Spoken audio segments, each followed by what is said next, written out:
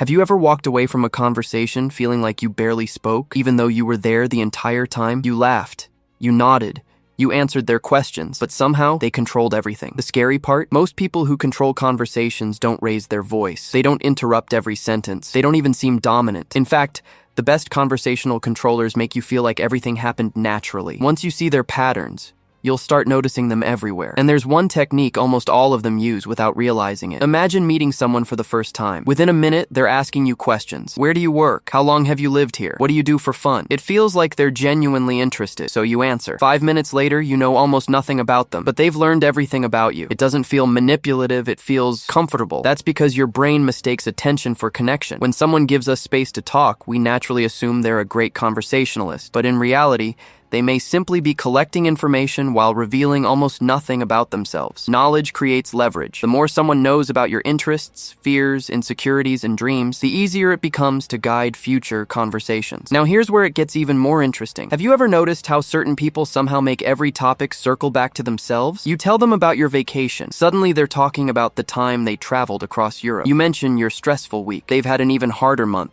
You celebrate an achievement.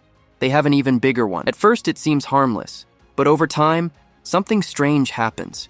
You slowly become a supporting character in your own conversation.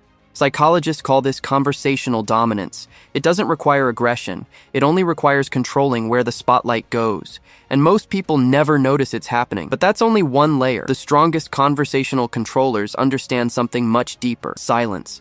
Most people are terrified of silence. The moment there's an awkward pause, they rush to fill it. They explain more, reveal more. Sometimes they even confess things they never intended to say. The controller simply waits. A few extra seconds of silence can make another person keep talking far beyond what they planned. Police investigators know this. Experienced negotiators know this. Great interviewers know this. Silence isn't empty, it's pressure. And whoever handles that pressure better usually gains control. Now think back to the last difficult conversation you had. Who spoke first after an awkward pause? There's a good chance it was you. But perhaps the most powerful technique isn't speaking. It's making you feel understood. This is where things become incredibly subtle. Someone repeats your words, matches your tone, nods at the perfect moments. They mirror your body language without you noticing. Suddenly you feel safe. You trust them. Your brain starts thinking, this person is just like me. Psychologists have studied this effect for decades. We naturally like people who seem familiar. It's one of the fastest shortcuts to building trust. In the right hands, it's a tool for connection. In the wrong hands, it's a tool for influence. Now here's a pattern almost everyone misses. Watch who decides when a topic begins and who decides when it ends. You might start talking about your career. Suddenly they shift to relationships, then to money, then to personal goals. Each transition feels smooth, almost invisible, yet somehow they're always steering the wheel. The conversation isn't random. It's being guided. Think of it like driving. Passengers can talk.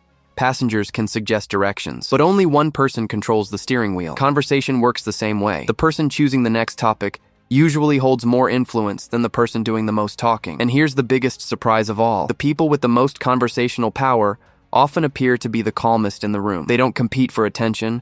They don't rush to impress anyone.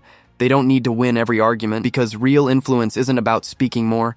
It's about making other people move where you want them to move without realizing they ever change direction. So how do you avoid being controlled? Start paying attention to patterns instead of words. Who asks the questions? Who reveals less? Who stays comfortable during silence? Who changes the subject? Who leaves the conversation knowing more? The moment you begin noticing these invisible moves, something changes. You stop reacting automatically. You become intentional. And ironically, the less desperate you are to control the conversation, the more control you naturally gain.